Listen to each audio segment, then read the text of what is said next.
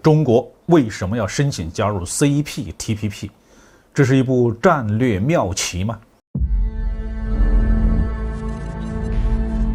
各位网友，大家好。中国商务部部长王文涛向 CPTPP 提交了正式申请加入的书面信函。这个事儿在国内政经评论界引起轰动。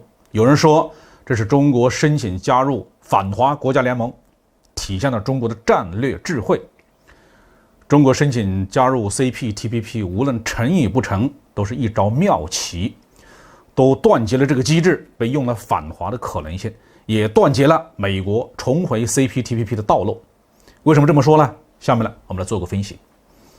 首先来看看 CPTPP 是怎么回事。这个机制的前身呢，叫做 TPP， 也就是跨太平洋伙伴关系协定，是美国前总统奥巴马执政期间发起的。它的本质和特朗普的贸易战一样，都是想把中国从国际贸易当中排挤出去，把中国产品和中国企业从美国市场上排挤出去。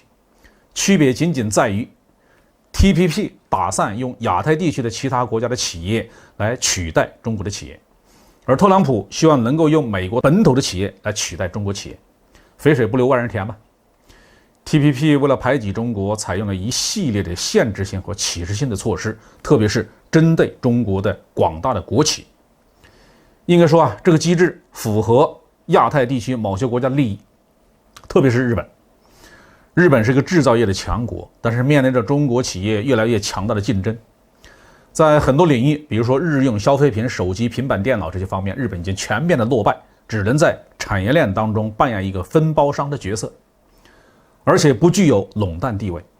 所以当特朗普宣布退出 TPP 之后，日本是罕见的站出来把这个机制接过去了，演变成了 CPTPP， 也就是全面与进步跨太平洋伙伴关系协定。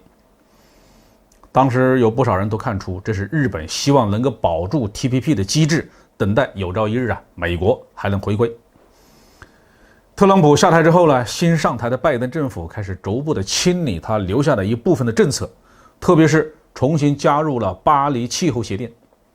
但是拜登呢，也继承了特朗普的不少的做法，比如说从阿富汗撤军，以及坚决的反华和继续对华开展贸易战。我们都很清楚在奥巴马执政期间，拜登就是副总统。那么拜登会不会带着美国重回 TPP 呢？如果说奥巴马时代的贸易反华还有点遮遮掩掩，那从特朗普到拜登呢，就是撕破脸皮，毫无顾忌了。因此呢 ，CPTPP 这种机制，如果我们不去做工作，美国迟早会重新利用起来。就算美国不主动利用，日本也会积极主动的推荐。如果中国加入了 CPTPP， 这个机制无论如何也不能关起门来讨论反华的议程了。而美国也绝不会再加入一个无助于反华的机制来捆住自己的手脚。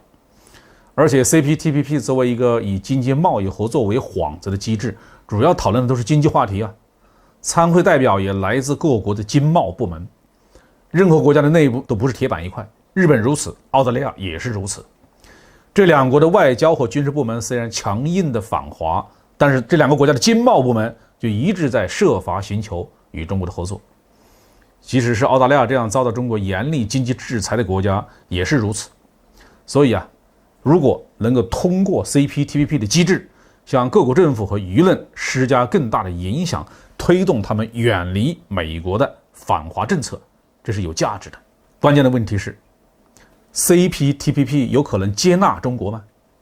目前呢，全面与进步跨太平洋伙伴关系协定呢，共有11个成员国，包括澳大利亚、文莱、加拿大、智利、日本、马来西亚、墨西哥、秘鲁、新西兰、新加坡和越南。其中反华立场比较顽固的有澳大利亚、加拿大和日本。越南呢，首属两端，其他7个国家都没有加入美国的反华大合唱。所以中国加入 CPTPP 希望还是很大的。其实呢，中国的加入是挽救 CPTPP 的唯一的希望，特别是在新冠疫情无法完全控制的情况下，日本在国际社会上的政治影响力和政治资源都非常有限。作为联合国宪章规定的永久战败国，日本当然不适合成为某个国际机制的主导国。中国的加入可以让 CPTPP 有真正的主心骨，接纳更多的太平洋沿岸的国家，使它真正的成为一个造福于地区和全球的机制。我们相信呢，天下大势浩浩荡荡，中国崛起的大趋势已经不可逆转，中国的市场和工业生产能力谁也无法脱离。好，今天的话就说到这里。